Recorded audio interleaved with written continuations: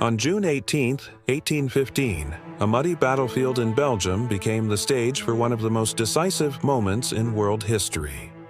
Napoleon Bonaparte, the brilliant yet embattled French emperor, faced the combined armies of Britain's Duke of Wellington and Prussia's General Blücher. By evening, Napoleon's army was crushed, and his dreams of rebuilding a French empire were over. But history is full of tantalizing what-ifs. What if Napoleon had triumphed at Waterloo? How different would our world look today? To answer that, we need to step into the shoes of Napoleon himself. Imagine the rain-soaked morning had dried faster, allowing his cannons to fire earlier and more effectively.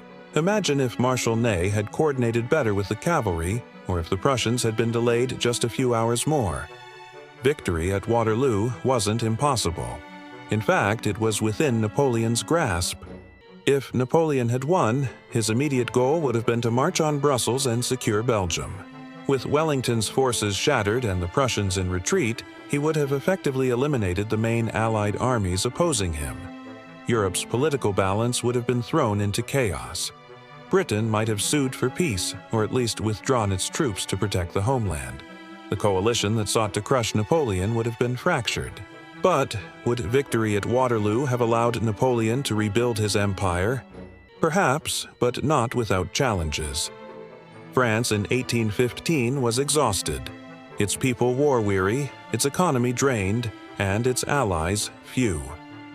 A triumphant Napoleon might have regained temporary control of Western Europe, but the great powers, Russia, Austria, and Britain, would never have allowed him to dominate indefinitely.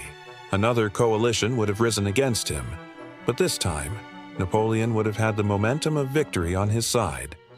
Beyond the battlefield, the implications are staggering. A victorious Napoleon might have survived as emperor, at least for a few more years. France could have remained the center of continental Europe, reshaping politics, law, and society under his rule. The spread of his Napoleonic code might have gone further, embedding revolutionary ideals, like equality before law, across more of Europe. The map of the continent, as we know it today, could look very different. And what about Britain? If Wellington had been defeated, British influence on Europe could have weakened dramatically. Without Britain's firm hand in continental affairs, the 19th century might not have been dominated by British power. Instead, a Franco-centric Europe could have shifted global trade, colonial expansion, and even industrial development in new directions. Some historians even speculate that a Napoleonic victory might have delayed the rise of German unification. Without the crushing defeat of France in later years, Prussia's ascendancy might never have taken the same path. This could mean no powerful Germany in the late 19th century, altering the causes of both world wars. Of course, this alternate history rests on fragile ground. Napoleon was a genius strategist, but even he couldn't stop the tide of history forever. France was simply too drained to sustain endless wars, and the Allied powers too determined to stop him.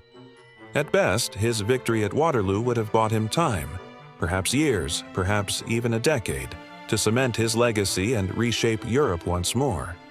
In reality, Waterloo was his final defeat, a battle that ended not just his reign, but an entire era of European history.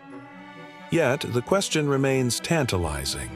What if the mud had dried, the cavalry had held, and Napoleon had grasped victory? The world we know today might have been built on the foundations of a Napoleonic Europe, not a British-led one.